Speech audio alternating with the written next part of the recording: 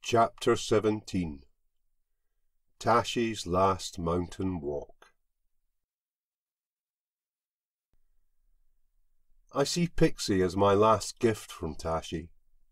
She is now a part of my life because of him, and one of the many films I posted on YouTube about climbing Munros with my wee lion heart. Pixie and I have been together for 5 weeks now, and it's fitting that she will be with me today for my darling boy's last mountain walk. Everest was first climbed on the 29th of May, and Tashi would have turned 12 today. He is always with me, if only in my heart, and I am lucky to be able to see little Pixie through his eyes. It gives me great insight. They share the same mannerisms, and her eyes are little oceans of wisdom just like his. I didn't have to earn my wee man's trust. He chose me at 7 weeks old, and his absolute trust was his first gift to me. I've now earned a little trust from Pixie. In our home she has become my little shadow, and she follows me everywhere, and spontaneously showers affection on me. Like Tashi, she is a little show-off, and she adores her little yellow balls, tossing them in the air, flicking and dribbling them with her paws, and catching them in her mouth. She is another Diego Maradona in the making. Tashi was a mountain dog. Recall was second nature to him, the one thing I taught him really well, and I am beginning that process with Pixie now on the extended lead. It will be a while before I can trust her enough to let her roam free in the hills, and she will have to trust me too. Pixie and I are just at the very beginning of our journey together. There is a mountain girl in her, but she's not a replacement for Tashi, and I am not physically capable of giving her the life that he had. She already has my unconditional love, and the bond between us will grow with each day we share. I have changed my mind a few times about the location for today's last mountain walk. At first I considered Torridon, and I had an awesome place in mind, but Tashi had never been there. The Lost Valley in Glencoe looked like a very likely contender for a while, as did Schiehallion, the fairy mound of the Caledonians. Then the other day I chanced upon some forgotten pictures from one of our most memorable days in the Arakaral. We visited these hills frequently in Tashi's prime, and many honoured hill companions joined us there. On our very first trip with David, Maggie and Billy in August 2006, we didn't proceed much further than the Narnian boulders. Tashi was only 12 weeks old, but that little guy made it up there, and mostly under his own steam. There were plenty of more than willing porters on hand, but being carried was always an offence to his absolute dignity. Tashi grew up in the Arakaral Alps, and he enjoyed them in his glorious, magnificent prime. He became the mountain dog he was there. So really, I am taking him home today. It may be an inconvenient truth, and undoubtedly it's a hard one for an old mountain boy like me to swallow, particularly given that Neil and Pixie can count their summits on one hand, whereas I would need a pocket calculator. But the evidence cannot be denied. A once proud hill tiger has been reduced to shambling upwards like a geriatric sloth, and it looks like I'm going to be chasing heels and paws all day. Now Pixie is reasonably fit, and over the last 5 weeks we have walked around 250,000 steps together, mostly on tarmac. She also climbed her first wee hill, and received a heavenly blessing from Tashi when a heart-shaped cloud formed over the feature on Aucheneden Hill that I call Tashi's Ridge. As we plod upwards towards his final resting ground, I have a chat about our new girl with my wise old Zen master. "Aye, big un, she's a bonny wee lass right enough, and I'm glad you've taken her on. She'll not take my place in your heart, but that wee girl has brought a smile back into your life, and that's what I wanted.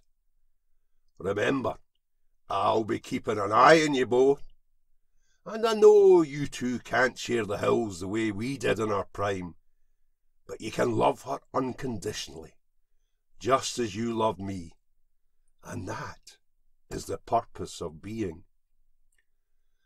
"I miss you so much, Tashi. It just wasn't fair. You should have had more time." "Just remember the times we had, big un. Your tears are just a measure of how much we loved. A rainbow of flowers, as we Tibetans say." I used to consider the new path to the cobbler somewhat ponderous, a circumstance I am entirely glad of today, and I require frequent short rests to avoid potential cardiac arrest.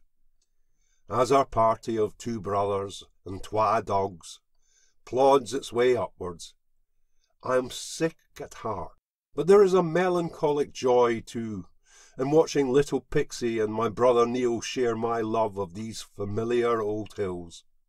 On this my very last mountain walk with my beloved little Lion of Tibet. Oh my, but he was such a bonny boy, and I loved him more than my own life, and would gladly have given him some of my remaining years.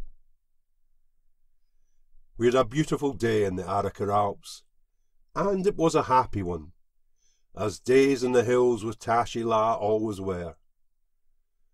This walk was a much tougher test for wee Pixie, with the height gained to the Narnian boulders being the equivalent of climbing the Shard 1.5 times. It was way too warm for May in Scotland, and it would have been too much for wee Pixie, and probably old mountain boy as well, to go on to my primary objective, a grassland shelf just below the summit of Ben Narnian, where me and Tashi had once roamed free. The Narnian boulders were an auspicious choice, though. Tashi went there as a wee puppy to prepare for his first Monroe. A year later we returned in winter with Anna Anchak, and climbed Ben Eam in the cold mists of January. We would most certainly have stopped here at these old rocks en route, and of course over the years Tashi and I made numerous visits to the Arrochar Alps on our own. Although we often enjoyed good company in the hills, we both preferred those days when it was just the two of us. The Narnian boulders are steeped in the history of Scottish mountaineering, and many routes hereabouts were pioneered by the Craig Dhu, a legendary climbing club born in the tough Glasgow shipyards. Tashi lived all of his short life close to the last of those shipyards, and we often walked by the great river together. Now he has come home to rest where our mountain journey began. He returns as the precious dust of bones, and with a lifetime of sweet memories that will get in my eyes from time to time. Tears of flowers for little Tashi. His puja ceremony was held beneath the legendary boulders of Arthur's Mountains, near to the singing stream of dreams, and now he is forever surrounded by hills that we climbed together, when we were heroes, just for one day. As I sang Deshen Yalpo, wee Pixie whined her own lament throughout, and then I spun like a decrepit dervish, and his precious white dust spiraled upwards in the mountain breeze towards the cobbler.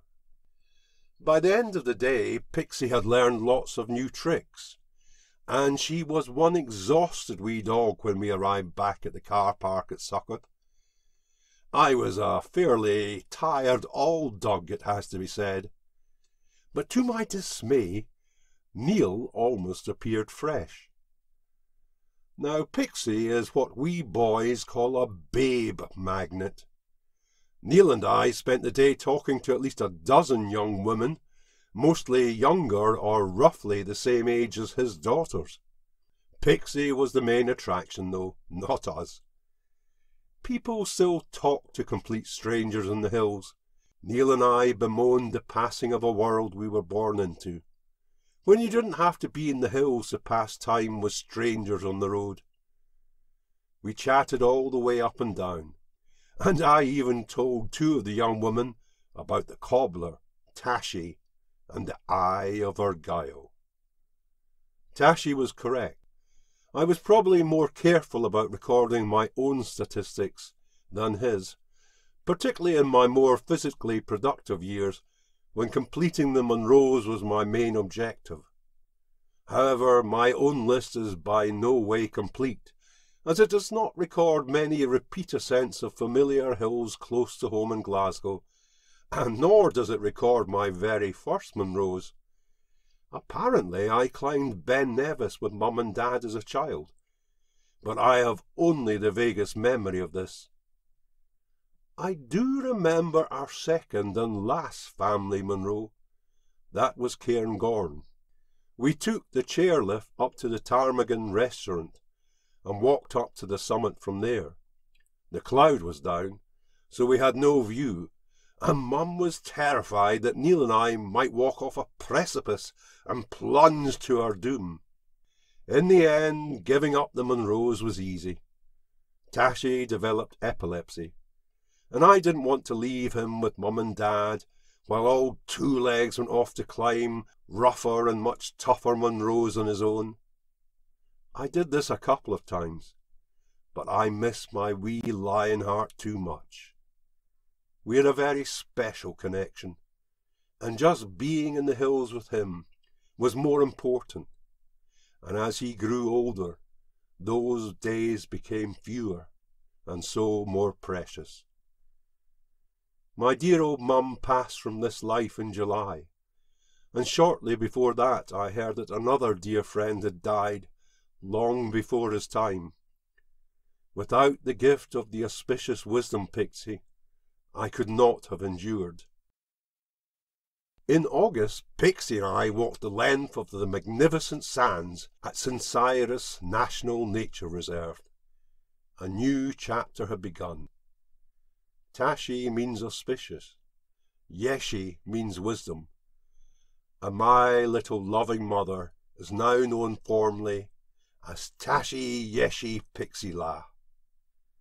I have banished the crows from my life, but I do not fear these ancient harbingers of death. They will surely come for me one day. Until then, the auspicious wisdom Pixie and I have things to do, and hopefully, wee hills to climb.